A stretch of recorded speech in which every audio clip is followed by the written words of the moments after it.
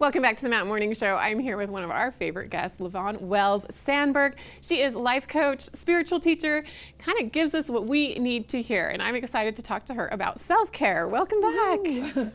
Good to be back. It's good to have you. It's been too long, we were just saying. Yes, yes. So how have you been? I've been really well.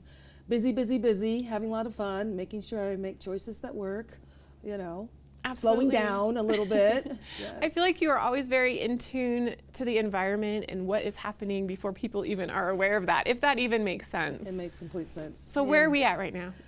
Oh my gosh, right now we are at just, for me personally, I'm noticing that I'm just not into like the materialistic things right now. I'm more about the inner works of the soul and just working on this. Like I'm putting investment in internally, you know, getting the massages, doing the meditations, making sure I eat properly, things like that. So I'm just investing in myself right now internally.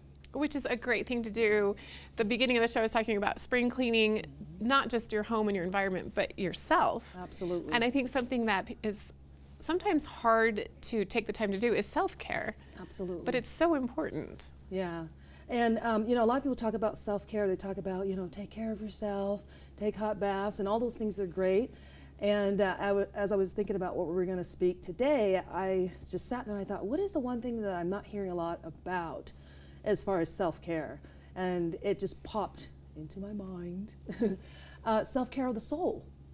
I love it. Self-care of the soul. Absolutely. So how do we do that? Oh my goodness. Okay. I'm sure there's not an easy answer, but no, it sounds perfect. It's pretty easy. The biggest thing, the tough part about it is the slowing down part. Oh yeah. And most people don't want to slow down, you know. And as I was sitting, because I was like, what value can we put out there today to assist people to like activate it immediately, you know, like start doing the self-care for the soul.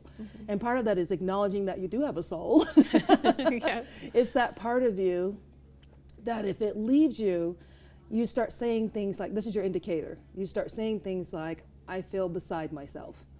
I don't feel really connected. I feel separated. Or words like, or phrases of, you know, I just can't do this today. I can't do this life, I can't da-da-da-da. Then usually that means that there's been a separation of that or not the taking care of that. And so in order to really integrate the soul in your active life and to really nurture your soul would be, number one, is to pray.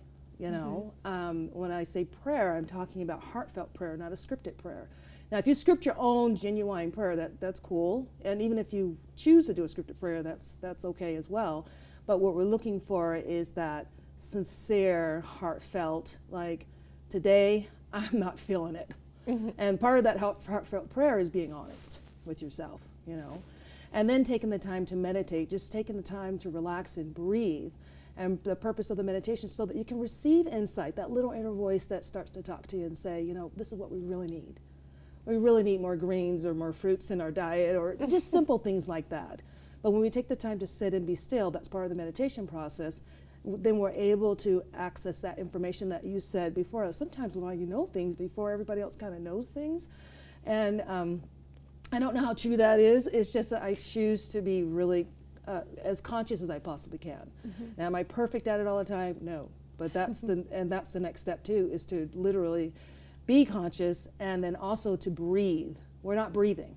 So when we're going in, if we're experiencing trauma or we're experiencing some sadness or we're experiencing some possibly, you know, grief, any of those things, or just challenges, one of the things that we tend to do is stop breathing. And you say it's impossible because the person's still standing. We do it all the time.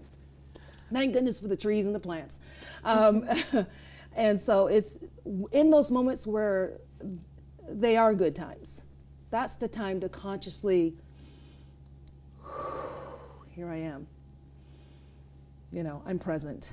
You know, I'm in this conversation. I'm nowhere else. My mind isn't worried about the next question I'm going to ask. And then when the challenges come up, your body will automatically go into hyper gear and literally start breathing when you can't, because I hear people all the time when I'm coaching them, I just can't breathe, I can't breathe, I can't breathe. I'm like, well, practice when you can. And when you feel like you can't, it'll just kick in on itself. Why do you think that's so hard? It's such a simple thing to do, to pause, take a deep breath, maybe close your eyes, do some sort of meditation. why do you think it's so hard for us to do? Because we think everything else is more important than ourselves. Makes You know, sense. we don't put ourselves first. And I don't know where that comes from. I have an idea, you know, most likely something from the upbringing as a child, what society has taught us and trained us to feel, think, or be. The most important person to really take care of, if you're worried about your kids, the first person you want to take care of is yourself. You want to go inward, do that prayer, that meditation, that breathing, you know, walks in nature. That's another way to reconnect with the soul, because that just opens up everything. It just pops.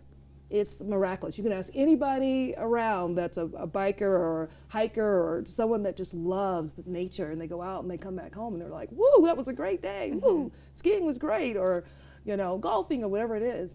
But the bottom line is we must take the time to invest in ourselves.